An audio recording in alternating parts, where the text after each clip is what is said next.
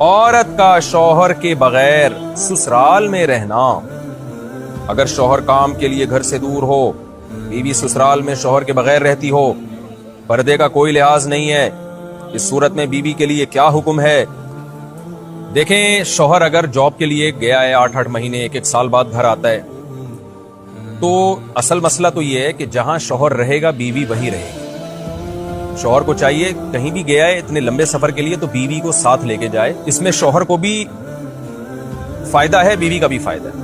گناہ سے دونوں بچیں گے، فتنے کا اندیشہ کم ہوگا. اتنے عرصے اس دور میں بیوی سے دور رہنے میں انسان پہ خطرہ ہوتا ہے کہ گناہ میں مبتلا نہ ہو جائے.